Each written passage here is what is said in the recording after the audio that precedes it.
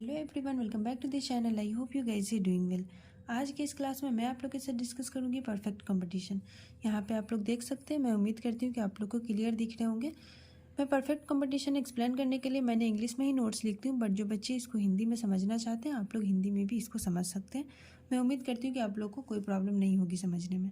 ठीक है, तो मैं अपने टॉपिक को कंटिन्यू रखती हूँ, जो टॉपिक है परफेक्ट कंपटीशन। मैं हिंदी में समझने वाले बच्चों को बता देना चाहती हूँ कि परफेक्ट कंपटीशन का मतलब होता है पूर्ण प्रतियोगिता। परफेक्ट कंपटीशन को हिंदी में पूर्ण प्रतियोगिता बोलते हैं। ठीक है, तो यहाँ पे मैं कंटिन्यू रखती हूँ टॉपिक को।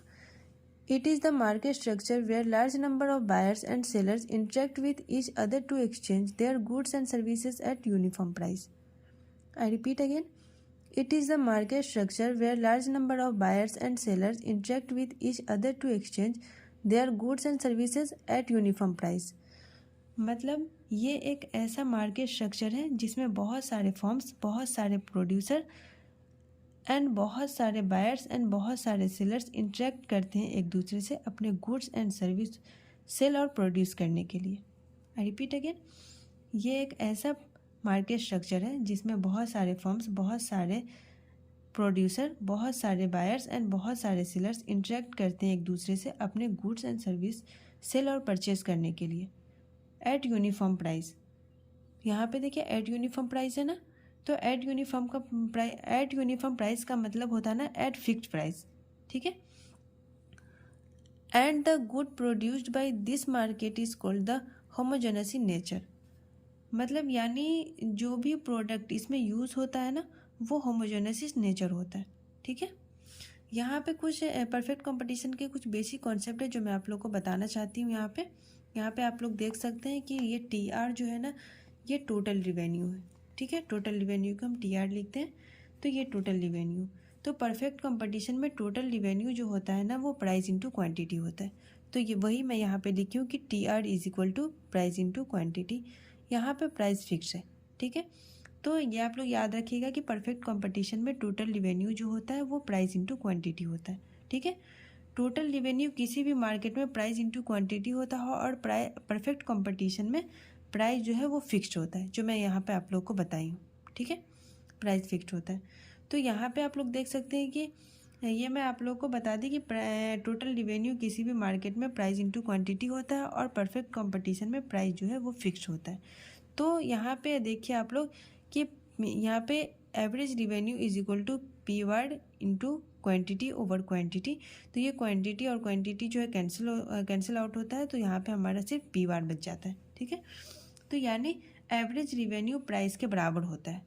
ठीक है, ये जो एवरेज रिवेन्यू है ये प्राइस के बराबर है। यहाँ पे लोग देख सकते हैं कि AR is equal to P वार्ड बच गया, तो एवरेज रिवेन्यू जो है पी यहाँ पे प्राइस के बराबर होता है। ठीक है, और इसमें प्राइस फिक्स्ड है, जो यहाँ पे आप लोग देख सकते हैं मैं दिखाई हूँ पी वार्ड, तो प्राइस फिक्स्ड है यहाँ पे। ठीक है, अब मैं आप लोगों को यहाँ पर एक चीज़ बताऊंगी कि ये MR इज इक्वल टू जो है ये मार्जिनल रिवेन्यू है। MR का मतलब होता है मार्जिनल रिवेन्यू।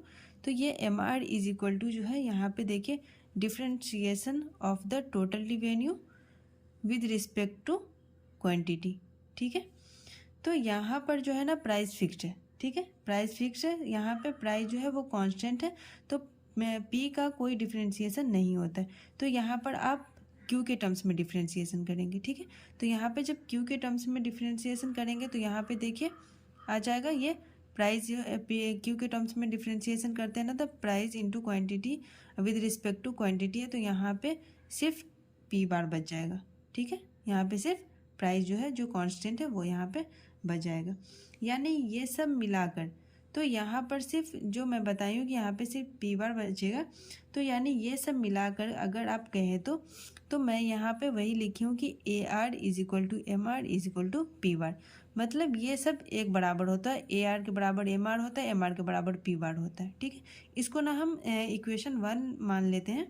तो यहाँ पे आप लोग देख सकते हैं कि तो इक्वेशन 1 बताता है, इससे आपको क्या समझ में आता है, AR is equal to MR is equal to P bar. तो ये इक्वेशन 1 है, तो इक्वेशन 1 बताता है कि AR MR एंड पी बार इसका क्वांटिटी के साथ कोई लेना देना नहीं है। ठीक है, उसका कोई लेना देना नहीं है, ये सब एक दूसरे से बराबर होता है। ठीक है, तो यहाँ पे देखिए आप लोग, यहाँ पे मैं आपको लिख दी हूँ कि equation 1 state that AR P बार बराबर D। मतलब जो है ना AR और प्राइस ये सब जो है डिमांड के बराबर होता है। ठीक है, डिमांड के बाद यहाँ पर देखिए मैं लिखी हूँ कि equation 1 state that AR P bar is equal to D are independent of level of output produce और सेल। मतलब AR और प्राइस और डिमांड एक ही होता है और ये आउटपुट के प्रोडक्शन यानी क्वांटिटी प्रोड्यूस बढ़ने या घटने से, क्वांटिटी सेल बढ़ने या घटने से कोई फ़र्क नहीं पड़ता है। ठीक है, इसका मतलब मैं एक बार और समझाना चाहती हूँ कि average revenue, marginal revenue, price और डिमांड एक ही होता है सब परफेक्ट कंपटीशन में।